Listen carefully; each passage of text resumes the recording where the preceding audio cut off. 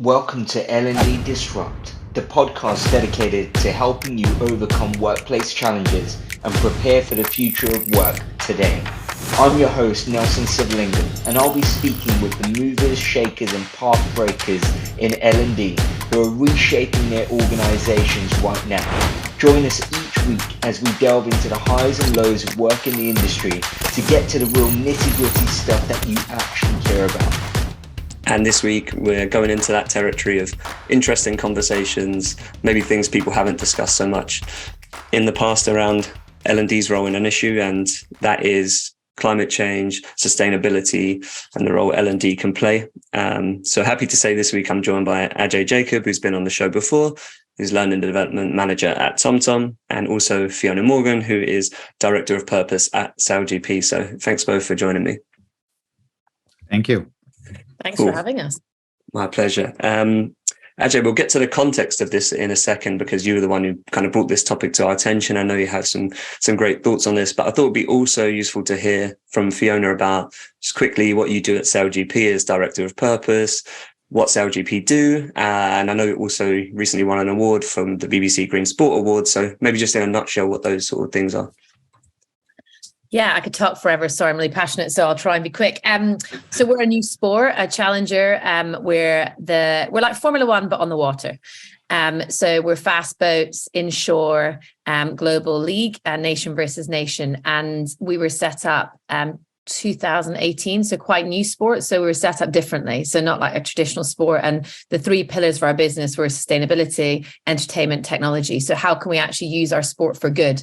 And so that's to drive sustainability, and we look at it holistically. So social and environmental sustainability and human sustainability, actually, which I want to do more on, about caring about our people and making sure we're sustainable in the way we operate. So yeah, we believe the power of sport for good, and my job is to make us believe that in every team, every commercial decision, every decision we make, every communication we make. So yeah, it's interesting in a new, I suppose, area in sport that is adding lots of value, and you see coming up more and more. Look at the World Cup and all of the sporting championships and athletes at the moment. You know, it is very topical, but something that we need to take seriously and do properly. Perfect. Awesome. Great summary. Ajay, like I said, you were the one who kind of brought this topic to our attention, and you described it in a really interesting way that most people are looking for sort of day-to-day ways to be more sustainable, and to do that we need to enable them with information and things they can go and apply. And then if you think about L&D, really we're in the business of behavior change, right? So all those things kind of married together. But yeah, I've probably butchered what you told me before, but tell us the context behind this. No, not at all. I think that's about right. And I think, I think it's great, right, that you've created this space for this discussion. And especially in January, we were talking earlier, people are quite busy in January. Maybe a lot of people are unable to join, but I think it's also a good time to be talking about it because people are making resolutions, trying to be more sustainable. So in that sense, it's also nice to start the year with this kind of conversation. And it started last year at a learning conference when we were talking. I remember talking to Nelson about the top 5 topics and the fact that climate change and sustainability wasn't in it, which I found shocking. And a few other people felt the same. I think Robert is here, Rob Ellison. He shared his a project he's working on, Sustainability Unlocked, which is a great resource. And that's kind of how it started. Nelson was very interested. We ended up having a great conversation, and I'm so glad that this has now become, like a space for us to get together, and hopefully this leads to more interesting conversations. Right? This is, I think it's a journey. Everyone's in different points of it, whether as individuals or organizations. But there's so much to be done, and I think mental health and well-being took a while to crack the top 5. I don't think we have the same amount of time for this particular existential problem to crack the top 5. I think it's going to soon be number 1. And I think L&D has an opportunity to work with so many different stakeholders to try and make an impact and make a difference. So I'm just very, very happy to be part of it and to hear all the amazing stories I'm sure people here will have to share. Yeah. And what's curious, actually, Ajay, is since the last time we spoke about this, which was probably like November-ish last year, that research you shared with me has come out where CEOs talking about priorities for the year ahead, actually did name environmental sustainability as number 8 in the list, and it's jumped from about 13th the previous year, or the previous time these numbers came out. So although it's not top 5 yet, it's still moved even since the last time we spoke. So that's testament to what you said. And I guess sort of L&D's role in specifically is maybe translating those complex things into simple actions people can take, and then also thinking about connecting people to that purpose, like Fiona's role, as she described earlier. But Fiona, does this kind of match up to what you've seen? Is L&D's role in this kind of giving people ways to actually act more sustainably and break it down into stuff they can do day to day?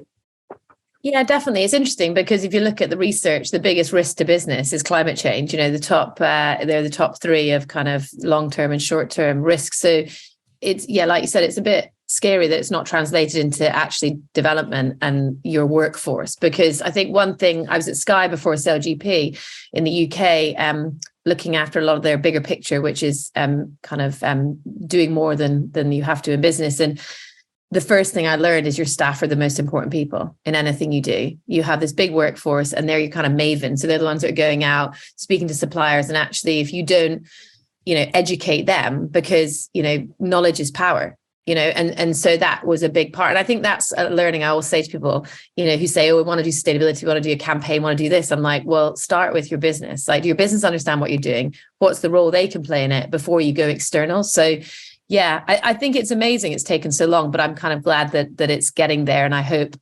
businesses take more responsibility to be the good, business and educate their staff on the challenges ahead. And climate action is by far the biggest challenge that we're all going to face. And they'll all have to be upskilled to know how to act differently, personally, as well as in business.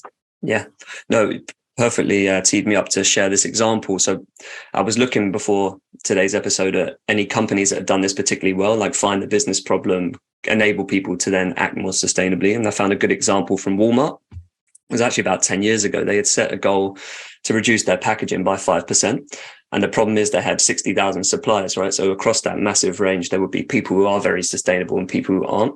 And if you were the person stock ordering or a store manager, it's difficult for you to know which suppliers to use if you want to help them hit that target. So what they did is they created this packaging scorecard, which was like a really quick way for you to compare suppliers you could use against the competitors. So you could therefore make a more sustainable decision and help the company achieve that goal. And I guess I think that's probably a good example of how you can take that business problem and the day-to-day action and sort of connect the two together. Curious to see if you actually have any thoughts or similar examples, stuff you've seen before we move on. Me, or do you want either? I know I've put you on the spot there, so it's a bit unfair. Well, I suppose one big learning, and actually Rosie from my team's on this call, and Olivia in our people team. Again, at SailGP, we're this really fast sport, right? Everything we do is fast. The way we do business is fast, which sometimes is a bit running before we can walk. But what we didn't do, and in hindsight, in my role about 2.5, nearly 3 years ago, I should have done more education to staff. We kind of ran into delivery mode, working with athletes, a lot of the initiatives like the Impact League, which is our second page of the planet, but actually asking people to do that and them not understanding the holistic view of why they need to eat less meat, or why, energy is an issue in travel, their carbon footprint at an event. So it's something that we're addressing now. But one of the things we're about to roll out Climate 101 training, I think start with the basics. Like, do people even understand, what 1.5 degrees is? Like, what are the key kind of drivers of climate change? So really, sometimes I think you think that's too basic, but I don't think that is. I think everyone loves to learn and, get a great supplier. What we found actually difficult, and it was interesting, I was Googling that Sustainability Unlocked when you're on the call. I actually found it hard to find the right supplier to give us the training, and that's because we're a sport. So we have athletes, boat builders, marketeers, TV presenters. So we've got quite a variety of workforce across globally. So we need to make it engaging, because the worst thing you can do is give them training and they don't listen. They don't, they want to do it. You have to get them to be excited by it, as we all know. So I think we've spent months looking at the right suppliers to find, for business. So I think it is quite hard to find those courses out there. But there's lots of YouTube videos or Netflix documentaries. We used to give, kind of documentaries and say, actually, just watch this. If there's something you do, just watch one documentary, and then that'll help you understand the context. But we're doing more training with them at, I think, grassroots level for everyone. And then we're looking at, I suppose, our key decision makers. If you're bored or they don't understand it because they're the one infiltrating, strategy and keeping, accountability across the organization. So we're doing more very bespoke business related sustainable training with our management team, as well as the Climate 101. And then hopefully more kind of real deep dives into like food and climate action, into energy, into like, and try and do that. Because I don't think it's a one hit wonder. You need to continually do this. And climate action, I think, is probably the only topic I think the whole workforce really, really need to understand and quickly. Ajay, I think maybe you can provide a good L&D perspective on this, but there was two things in what Fiona said there. One is not building on assumptions of what people do and don't know internally. And two was kind of, I guess it's winning over the right stakeholders. Are like two things we've spoken about previously, right? So from an L&D perspective, how do you see that? And I guess actually a third thing, bespoke stuff, like if things aren't out there, how can L&D actually help us create the resources that are missing that we can't curate? So maybe just give us that L&D perspective on this. Yeah, absolutely. And I think, I agree 100% with what Fiona was saying, right? And I think this is where we can play a role, is because there's a lot of data around this topic, but data isn't the same as information, right? And I think this is where we can come in and sort of help translate that, use storytelling, L&D sort of principles that is our sort of bread and butter, to help educate, inform, and inspire.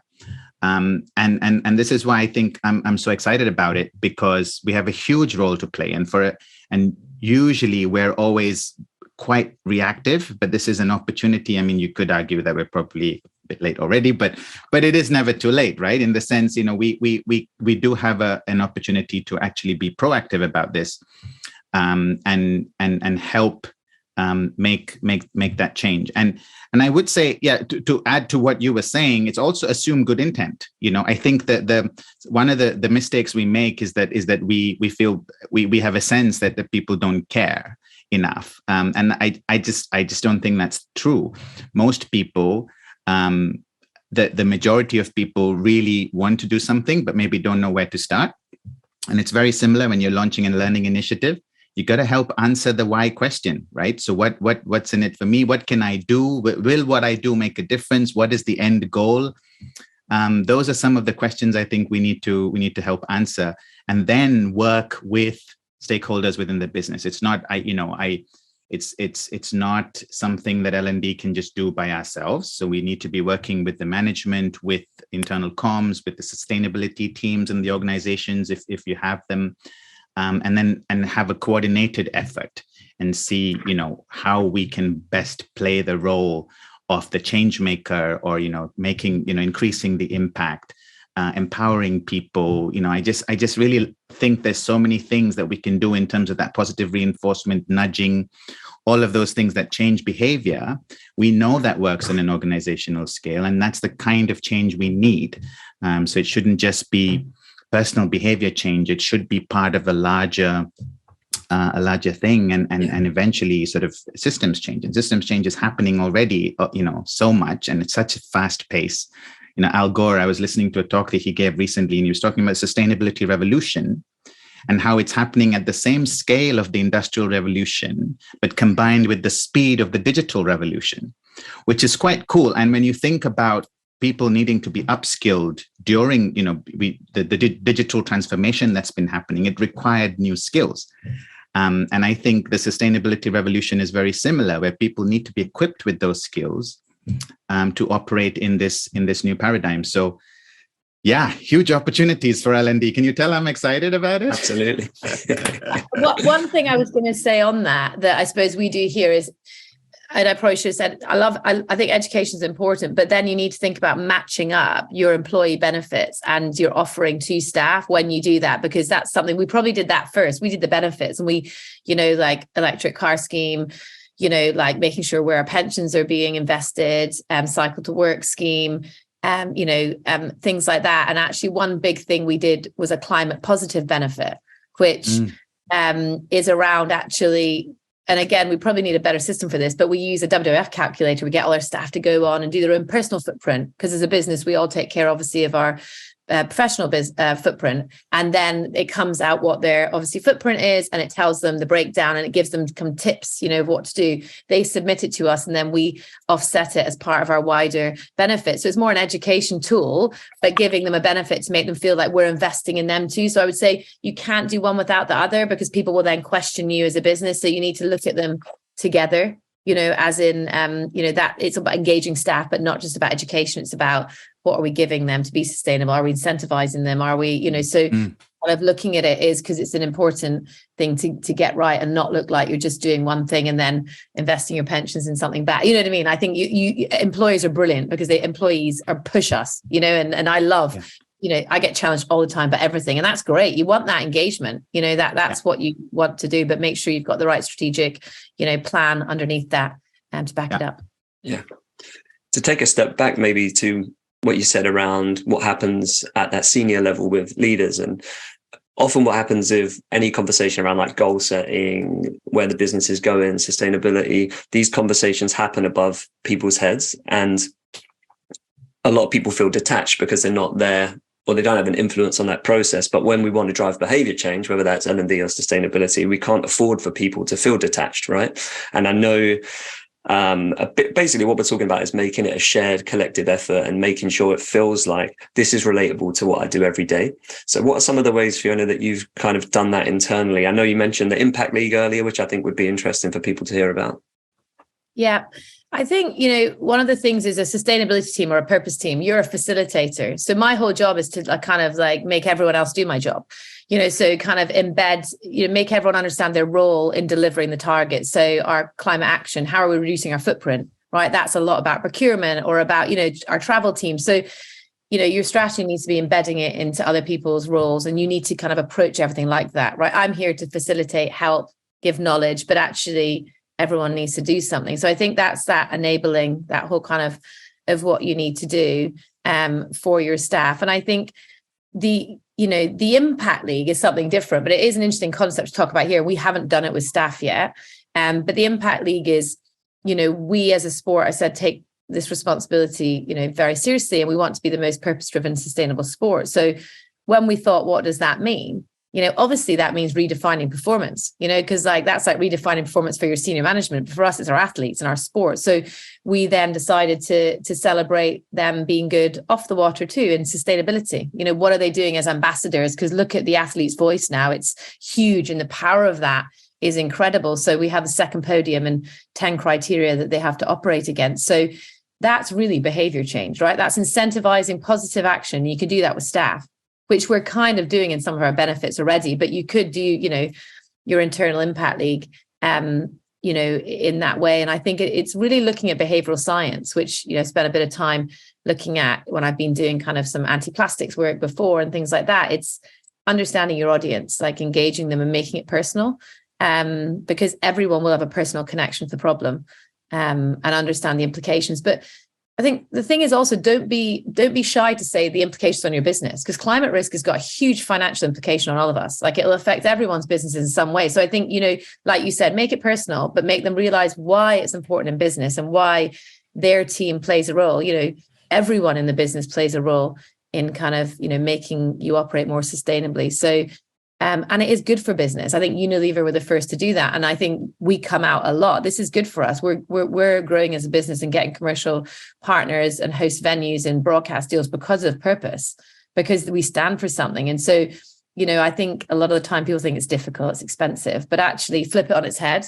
It's coming, we can't stop it. It's going to have a huge impact and change the way we operate. So why don't we try to mitigate it, do things differently, and use it as an opportunity in our business to drive business growth, So I think, again, it's a lot about mindset, positioning, for me. Yeah, I think that speaks to a question from Aisha in the chat. It's about how do you get business leaders to see this as a good decision? And you already covered some of it there. Like it's like we say in L&D, you have to help people understand how this is going to enable performance. So if you can connect that back to the business metrics or what people are trying to achieve, then you can win over senior leaders. And even what you just mentioned there is a way to differentiate you, because, like if people have got two similar competitors to choose from and your brand values and the way you act is setting you apart from that group below, then that's another way to convince business leaders that this is something that's worth spending your time on. Any thoughts on that? To answer that question, I suppose for a business leader, again, you can have people on different spectrums. I've worked with real climate advocates and climate deniers in my career. And I think, again, it's really sitting down, using insight. There's so much insight out there. And again, maybe we can share some of it, showing that if businesses have purpose, if they are sustainable, like it's good for everything, good for staff retention, good for innovation, good for, fan loyalty, so showing them the facts and case studies of businesses that have done it well, and then making it relatable to their business, because ultimately there's a carbon cost, there's a climate risk cost. So it is going to cost them money. But yeah, sometimes you have to fight harder to do those cases. And sometimes it's continual education. Like I buy my management team books. So I've bought them like Purpose Revolution books, or like send them articles, or on our obviously How Now platform, I'm putting loads of articles that people can read. And again, like subtly educating them that way. I think you've got to be consistent. You can't be like, here you go, figure it out. You have to, kind of work on it. But you need a champion in the business and other champions too, because like you need someone like me or the people, like different teams to be who is that champion or that collective of champions that are doing that. And that's really important, because half of it is passion and, commitment to the problem.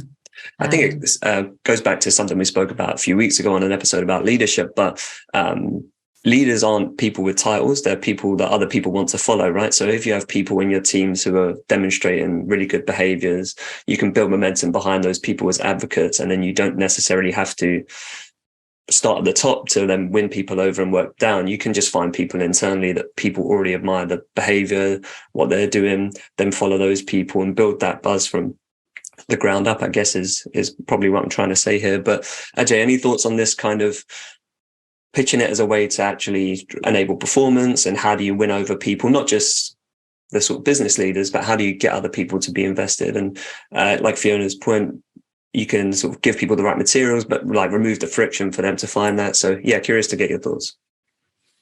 Yeah, it's, I think the conversations are obviously happening, right? As we saw, with the number of CEOs who now have this in their top 3 priorities.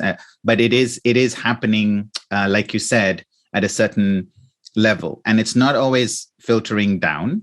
And you're right. I think the challenge is to make it feel contextual, feel relevant. Again, these are things that L&D people should be good at. It's about embedding some of this within their work, within their reality, rather than just creating a separate playlist somewhere and it falls in the same bucket as legal or compliance or, your code of conduct or something like that. It's really about, for the leadership one is a good example. At TomTom, the Leadership Foundation, we believe everybody is a leader. Everybody can. It is a choice. It's not a title. So how do you embed these kind of behaviors into that, model, into that framework? And how do you enable people to lead by example? How do you reward and recognize those people? I think that's definitely part of the challenge, because it does need to feel contextual. It needs to feel like it's good for them as well. And I think, again, with the comparison with well-being, it took a while to realize that well-being and mental health was good for business. And we now everybody sort of accepts that, right, as a fact. And I think it's very similar with sustainability, because it is good for business, but it also has huge benefit to your own personal performance. And it's good for the planet. So I can't think of a better win-win-win than that. Yeah. And coming back to that day-to-day stuff as well, Fiona, like obviously you mentioned a lot of it's gearing up towards the events.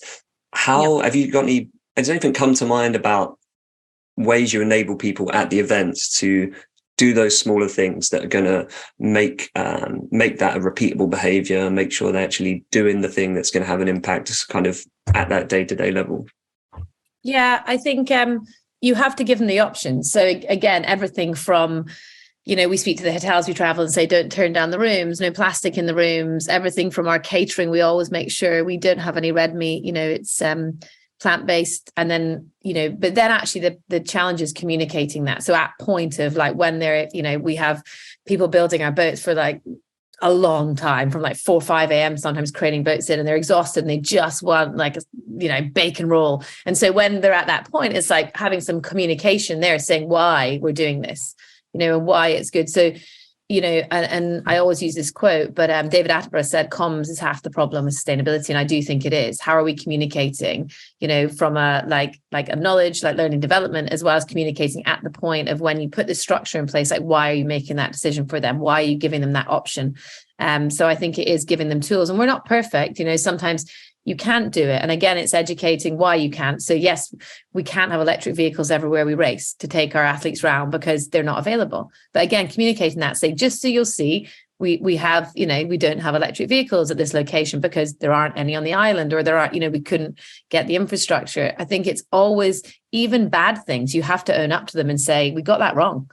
Or say we race in lots of different places like Copenhagen, very sustainable, Bermuda, island nation, huge challenges. Even plastic is still like unbelievably, prevalent on the island, plastic straws and bottles. So you then need to communicate to your staff, by the way, we'll go there. This is against what we want to do, but we can't, we can't change it, and just have that debate and explain to them why an island nation has its challenges. So I think it's really, that communication tool, setting the structure right, and the communication tool. So, and people, like, I've got a great Sky example. So when we launched Sky Ocean Rescue, overnight we took out single-use plastic from everywhere in the main office. Like, can you imagine the uproar? I remember going to a coffee shop and someone couldn't get a coffee because it didn't have a reusable, and like the language, it was just like, it's hiding behind the plant pot, thinking, don't say it's me. But I think you can do it. Like you have to be brave enough to make those changes in your office environment, or within an event, or, at whatever facility environment, make the changes, explain why, and people will adapt, but give them the tools to adapt. So we made sure everyone has a reusable, or we make reusables affordable at the cafe, or we give incentives. Like if they have a reusable, then they get a free cookie, or, again, just think all through about the behavior you're asking and what you're putting in place to make it easy for them to kind of break down the barriers. And it's not always expensive, adds value. Giving a reusable with your brand on it. I don't have my Sky one, I normally do, but I still have my Sky Ocean Rescue one that I take everywhere. So proud of it. Plastic's not fantastic. And, for £2, it's a great brand asset, so yeah, that's probably my advice on that. Yeah, that's actually a really good everyday example, because a lot of coffee shops will sell you coffee at a lower price if you bring your own. Sometimes free. I think it's Starbucks and Pret. So that's a great, I can't believe how quick time's gone. I just realized it's past. So if anyone has any questions, a reminder to just drop them in the chat, and I can see some great stuff in there already. A part of this as well, you teed me up nicely, Fiona. I wanted to ask you about how you frame the conversation internally, because I know you're very intentional with the use of the word purpose. And we often see this with L&D, like how you build a narrative and a brand around it is important. The sort of language you use is also really important. So how has that been useful, and how did you end up at that point where you wanted to talk about purpose rather than anything else? Yeah. Again, I keep using Sky, but Sky is a great example because I think it's quite a progressive business. About 15 years ago, we were thinking about this thing. So in Sky, I sat in the team called the Bigger Picture team. Does anyone know? Does anyone think why it was called that? Is it like a movie type thing? No, it's not like a movie, but like it was called Bigger Picture team. It wasn't called Sustainability team. Yeah.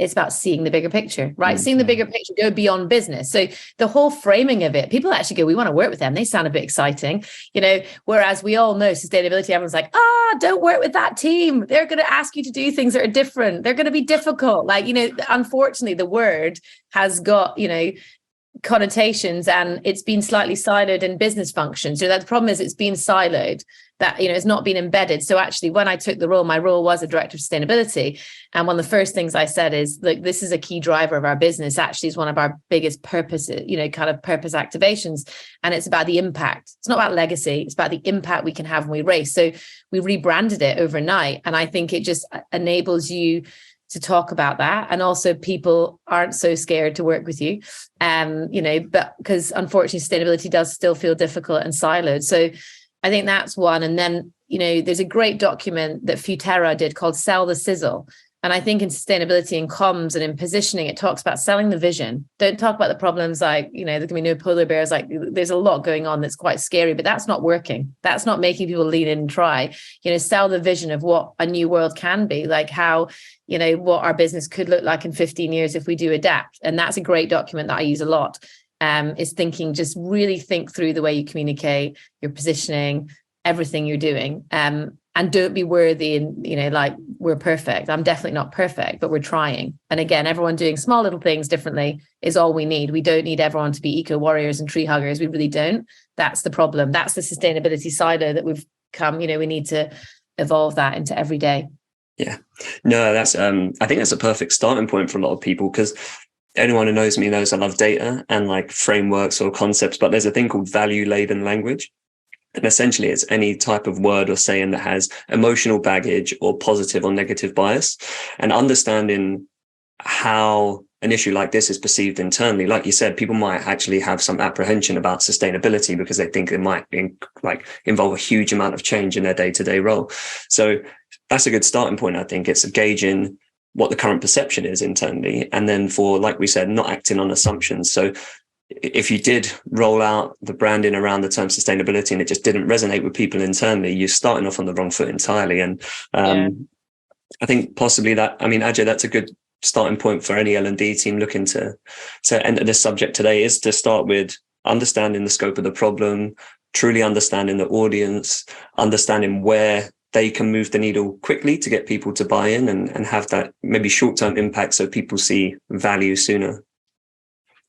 Yeah, absolutely. And so the comms piece, I was just nodding in agreement here because that's so critical. We work at TomTom, we work very closely with our colleagues in internal comms and, for our L&D initiatives, and the language around this is so important. And I think that's as we said before, there is a lot of stuff, often very good stuff happening within the organization, but it's happening at a very high level, and it's all the information is in press releases, and most people are not engaging with that. So it's about, making that the everyday conversation, embedding it in people's,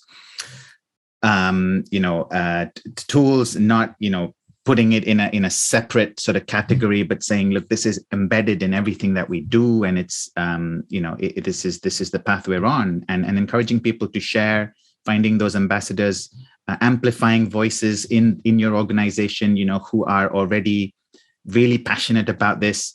And again, L&D, we talk a lot about the strategic alignment, right? But it's about also then us making that effort to go to the business, finding out what the sustainability goals are, and saying, right, what can I do to help filter this down? How do I make it contextual, and in a way that people can engage with it?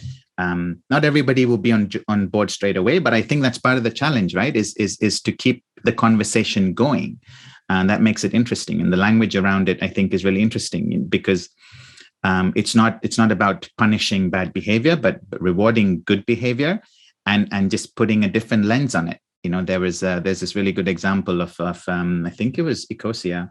It's a web browser, which, is a sort of a competitor to the other company that we shall not name.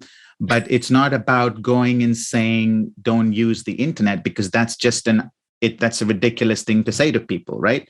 We say, maybe use this browser instead, because they actually go and plant trees.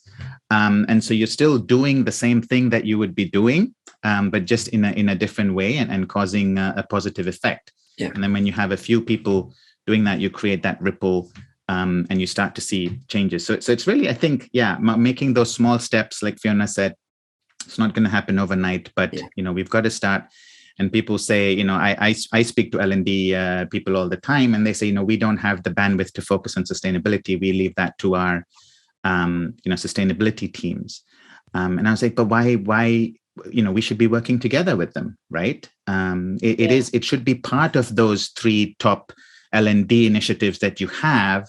It should be embedded within that. It's not a separate thing that you have to put on your plate. So and I think that's something that we're also working through, right? So, and just encouraging people share stories and share resources. And another L&D friend of mine said, you just have to share the one good resource to people, put it in their feed, and then the algorithm will do the rest, right? And he was kind of joking, but it's true. I now get tons of really interesting things because I've read a few articles, and and now my feed is full of things that I wouldn't have seen otherwise, and it's encouraging me to make those small choices every day that hopefully will make a difference. And to pick up on that, I think it's also about being really that open and honest, isn't it? Like, I think when you go into this, you're going to have be ready for uncomfortable conversations. And actually, I think employees love that. They want a bit of challenge. People like climate deniers, and like just be open about what we've done wrong. And I think that transparency in business is important. And sustainability, like you said, some people are going to be brilliant. Some people are going to fight against it, for years. But that's okay. And having, I suppose, leadership and everyone okay with that, but being very open with it. Because I think one of the learnings I've had, again, at SailGP is commercial purpose, commercial sustainability does sometimes jar up. So you have to be really honest about how you do that and how you're making decisions. And if you do make a decision that people don't feel is right, why you made that. So I think that openness, I think that's good for leaders. We know leaders need to be more open. Like you said, they can't be making decisions, behind closed doors anymore. That's not what I suppose a lot of young talent or people in organizations hope for. So using purpose and sustainability to say why you set those goals, why you're not doing it, what are you doing, what are you worried about, just being very open about it. But it's a bit depressing to hear people are saying it's too, like climate action, let's not do it. It's like, that kind of, those days have gone, right? We have to do it. Like, it's going to be, schools are going to be educated. This is going to be like embedded in the world, anyway, but I suppose a few individuals like create this movement of, like you said, if everyone on this call did it within their organizations, that's unbelievably helpful.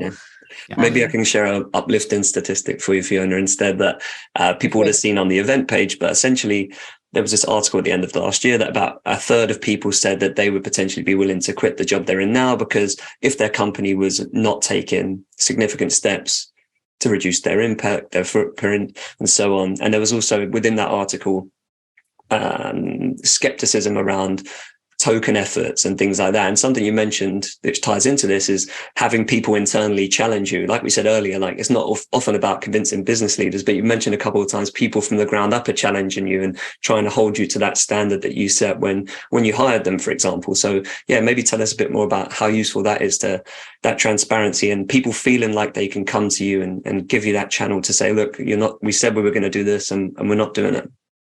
Yeah. And one thing we do, which is, I know we're a small business, we've got like a few hundred staff, not, tens of thousands, but we do inductions in the business. Like, you normally, induct people properly, but I do a purpose induction. So I meet every single new starter, and every month we come together, we do an induction. Olivia's been on a few with me from the people team, and it is an open conversation. So I think it shows your commitment, and it shows your intent, and you have this discussion, you talk about why you've done it, what you're doing well, and then you kind of say, go forth, you now all are purpose ambassadors. Some of them come back to you and challenge, but it's that two-way conversation and them seeing that.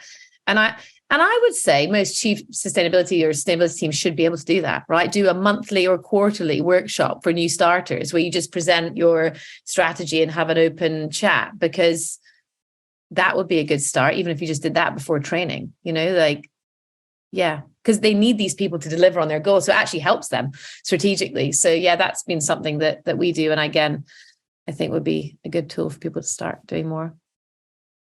Yeah. And I think as well, part of this comes back to employer brand. So with those statistics I just mentioned, and we often speak about L&D's role in attracting and retaining good talent.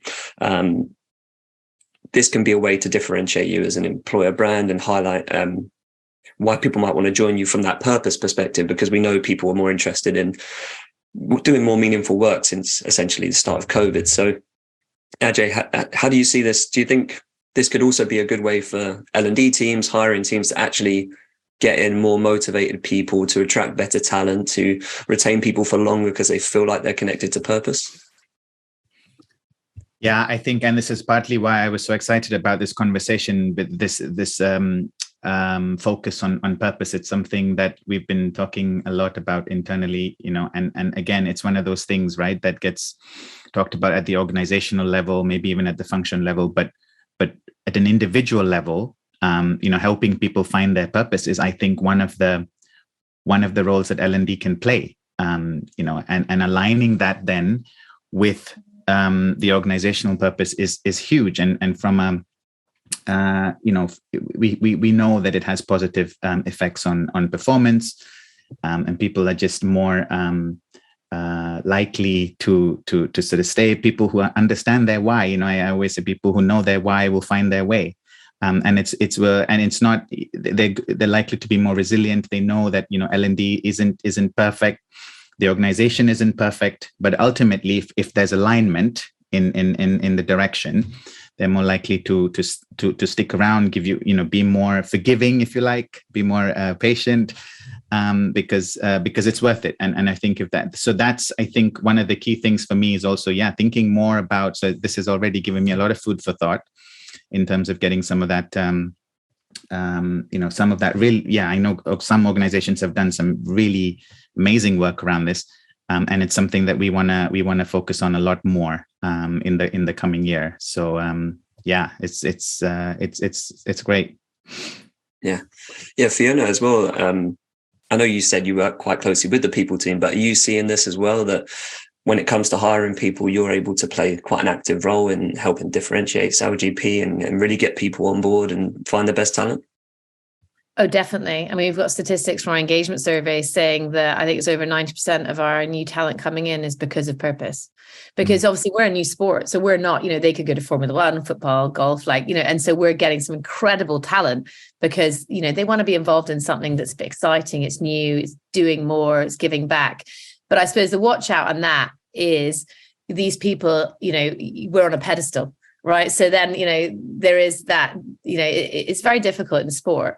Again, the sponsors that are involved, so it's a very complex web, sustainability. And so then you do have to really think about how you're communicating decision making, or if you don't do things perfectly, being honest about it. So when you're bringing in, it's great to have this amazingly purpose-driven workforce, but then they're expecting such high delivery that sometimes when you get it wrong, again, you have to make sure they're motivated because they understand why you did it that way or what happened. But it's brilliant. I'm very proud of that, and I do think SailGP, we've definitely seen that as a USP across the business. And it's lovely. I love speaking to staff. I mean, people, they really do reach out all the time and engage with what we're doing. Yeah.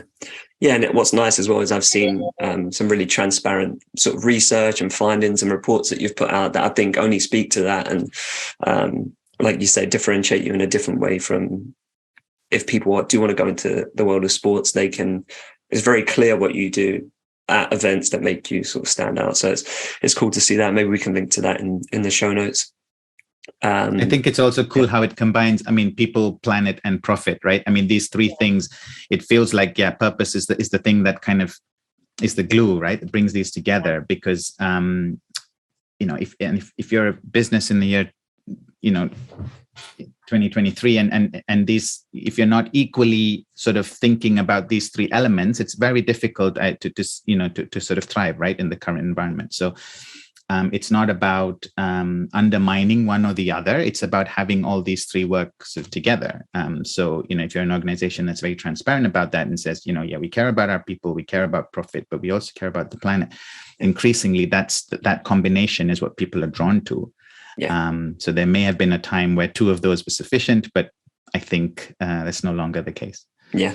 And I think you hit the nail on the head with something we spoke about earlier, like when you want to win over senior leaders, that sometimes I think there is this perception that one has to be at the expense of the other. But like you said, all these three things can be used in tandem, and that's a better way to pitch it. It's not like if we do this, it's going to cost X. It's not as simple as spend more here, profit go down here. Like it's not.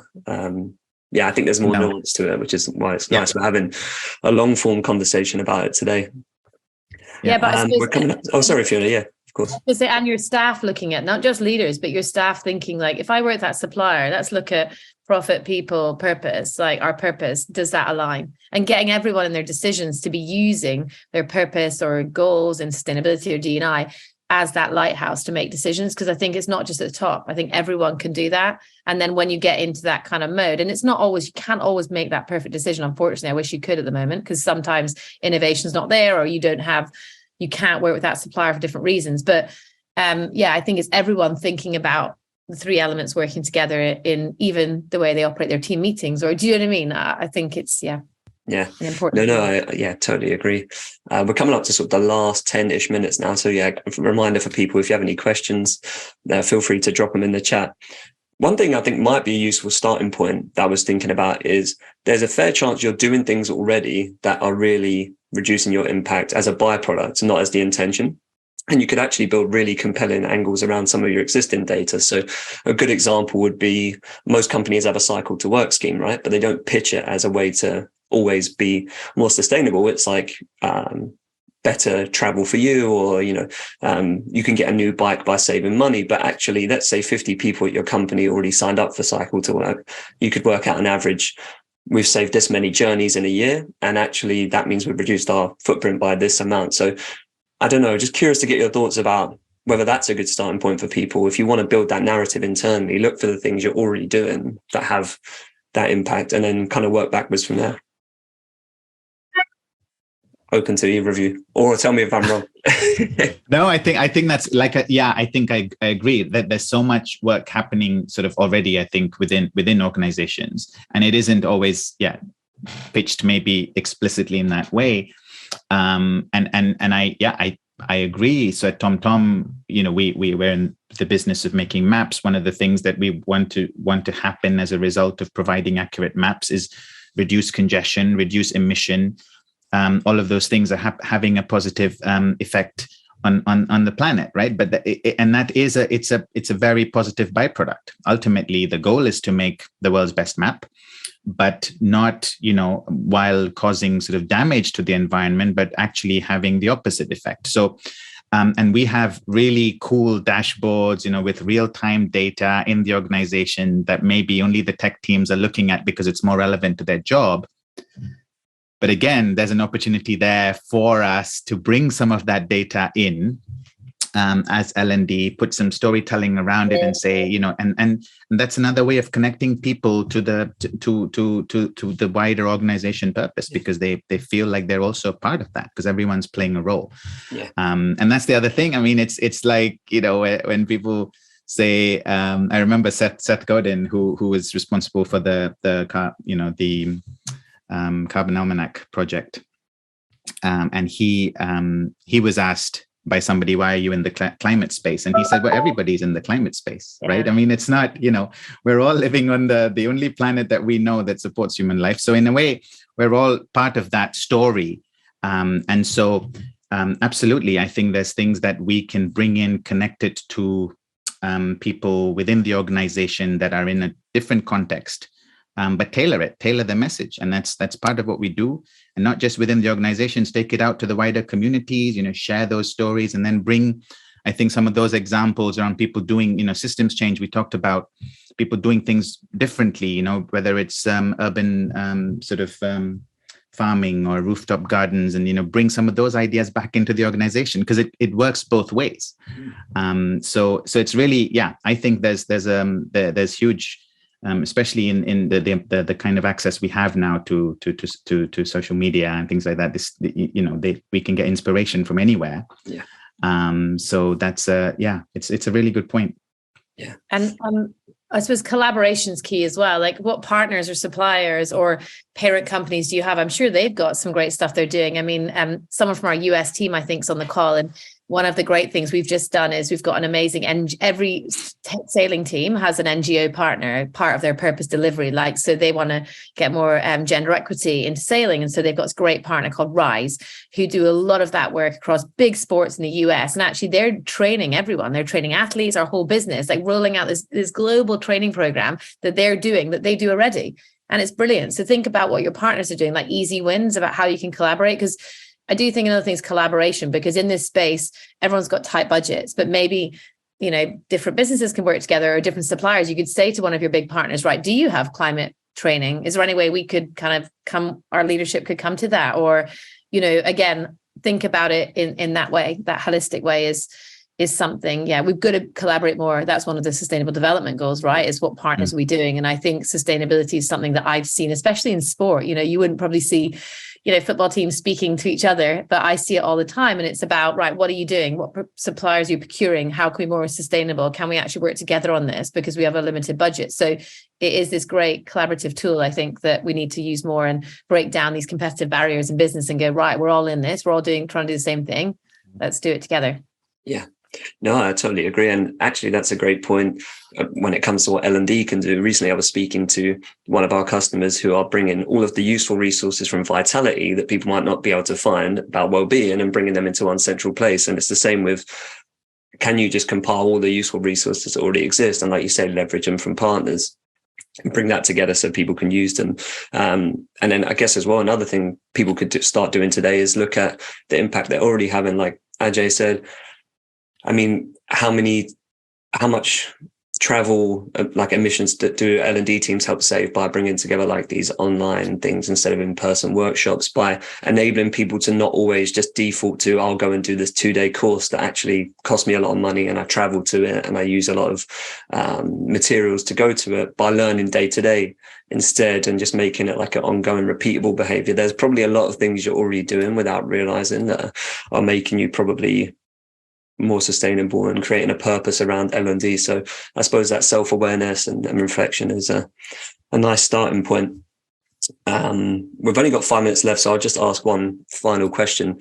We kind of got into this territory earlier about incentivizing being more sustainable, and it's kind of a tricky one. From what I read about it, it's a kind of double-edged sword. So we could incentivize people to be more sustainable in the short term, and it might help get the ball rolling, especially if we've got targets to hit. But by the same token, it could mean that we don't drive sustainable long-term behavior change because people are only doing it to get to that point of the incentive, right?